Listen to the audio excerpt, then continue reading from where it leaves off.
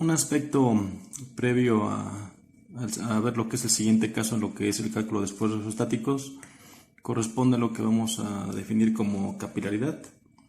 Y esto, como primer punto, vamos a ver lo que ocurre cuando tenemos lo que sería un tubo capilar, que básicamente es un tubo con un diámetro bastante pequeño. Hablando de diámetros, pues hace referencia a un tubo que pues tendría un diámetro bastante de un diámetro relativamente muy pequeño, como sea un cabello. Por eso se le conoce como, o se le indica como tubo capilar.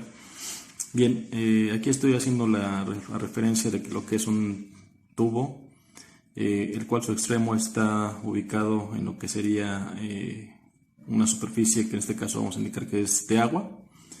Y aquí vamos a dar la explicación rápida, no vamos a entrar en temas de qué es la tensión superficial, sino nada más cuál es el fenómeno que genera en lo que son los tubos capilares.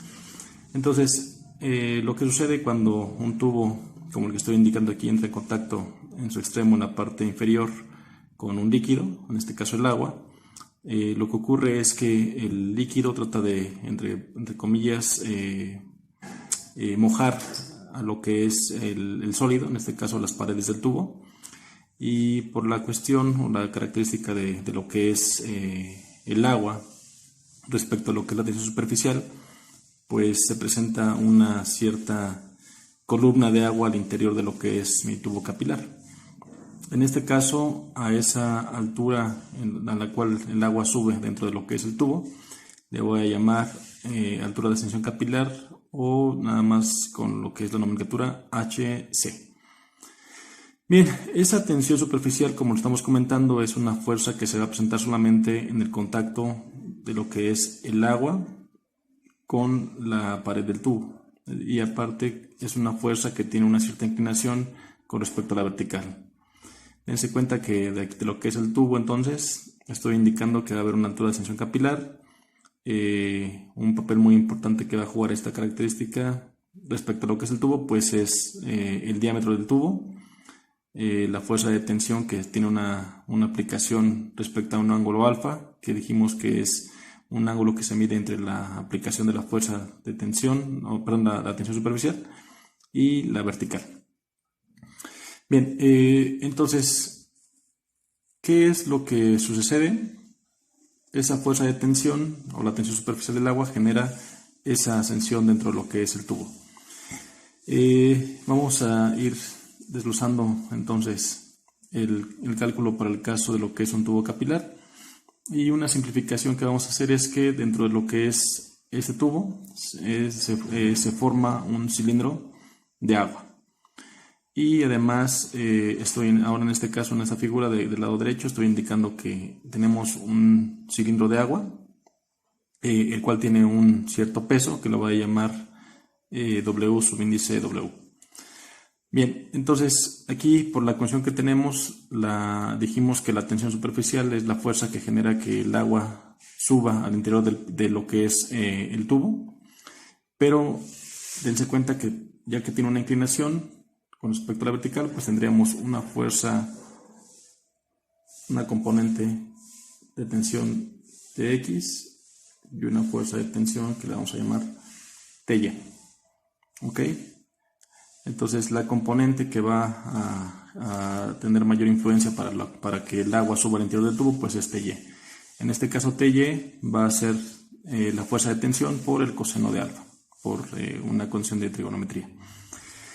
Bien, y además, si yo quiero identificarla como en este caso, la fuerza de tensión, vamos a indicarla que tiene ciertas características, hablando de que es agua destilada, y vamos a definir que la tensión superficial para condiciones normales de presión-temperatura es que esta fuerza de tensión va a valer 0.064 gramos sobre centímetro.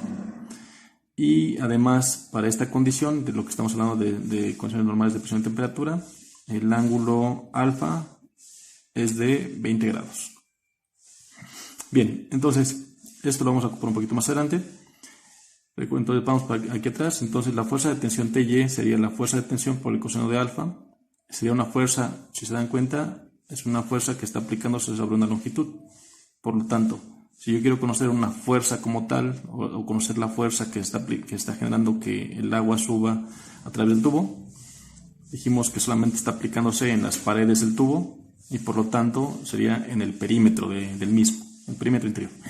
Por lo tanto, esta fuerza T tendré que multiplicarla por el perímetro para convertirla en una fuerza, va a ser una fuerza que voy a llamar TY. Ya que esta columna de agua no se genera de manera infinita, hay una fuerza que contrarresta esa ascensión o que el agua suba al interior del tubo. ¿Qué fuerza es esa? Pues el peso propio del agua que estoy llamando W subíndice W. Y pues lo que va a ocurrir es que el agua va a subir al interior del tubo hasta un cierto límite que ya dijimos que va a ser una altura HC. Se va a llegar a un equilibrio estático donde ya no va a subir tampoco el agua al interior del tubo y por lo tanto la sumatoria de fuerzas en Y pues va a ser igual a 0. ¿Qué fuerzas están interactuando? La fuerza TY, aquí estoy teniendo mi convención que hacia arriba es positivo y hacia abajo es negativo. Entonces la fuerza TY menos el peso de lo que es mi cilindro de agua pues va a ser igual a 0. Y eso lo estoy definiendo como mi ecuación 1. Recordemos también que el peso volumétrico del agua pues es el peso del agua entre su volumen y por lo tanto el peso pues nada más estoy despejando que sería el peso volumétrico por el volumen. Y en este caso el volumen del agua pues es un cilindro, por lo tanto saco el área, la cara superior, esto sería el área, pi por diámetro al cuadrado sobre 4 y si quiero conocer el volumen pues lo multiplico por el área por la altura del cilindro que en este caso es HC. Esto ¿a qué conlleva? Aquí entonces si TY menos el peso del agua es igual a 0, entonces yo sé que TY es esto. Entonces estoy aquí indicando esta parte de la ecuación de lo que sea TY. Y aquí pues bueno estoy indicando menos, entonces este sería igual a, bueno aquí este pasaría como positivo, que sería el peso del agua, que ya dijimos que sería el volumen por el peso volumétrico del agua, que es lo que tenemos acá. Finalmente yo lo que quiero hacer es conocer una ecuación para determinar lo que llamamos HC para el caso de tubos, en este caso HC, de espejo. Y ahora sí, teniendo en consideración que TY vale 0.064 gramos por cada centímetro y alfa es de 20 grados, entonces la ecuación se resume, esta ecuación que tenemos aquí ya despejada, se resume a que HC va a ser a 0.28 centímetros cuadrados sobre D, donde D, ya dijimos, va a ser el diámetro de mi tubo.